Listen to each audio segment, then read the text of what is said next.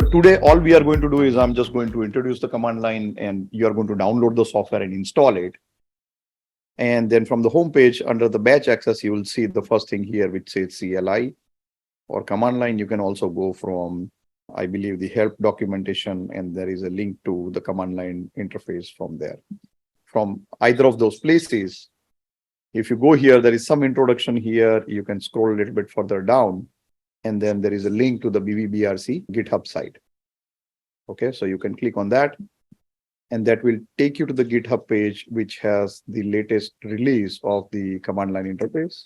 Every couple of months, we have a new release of the interface. So if we have new tools, new services, new functions that we have implemented, then we go and release the new version of that.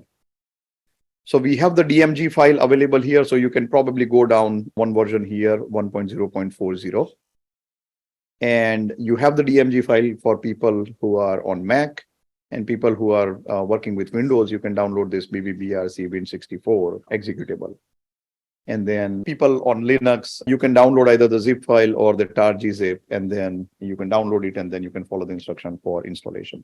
So the reason we want to do this today is some of these packages are fairly large. So luckily, we don't have that big of a problem here for the bandwidth. But sometimes if everybody is trying to download it at the same time, it takes a while. So download the appropriate file, and then you can follow the instruction on how to install it. So that is available also if I go back to installing the BV-BRC Command Line Interface. So there is requirement of what is the OS version that you are running.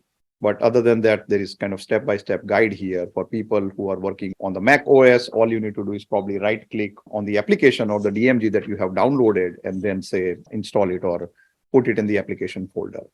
So that is for the Mac OS, and you can follow the screenshot. So if you didn't follow how I got here, it's the command line interface page.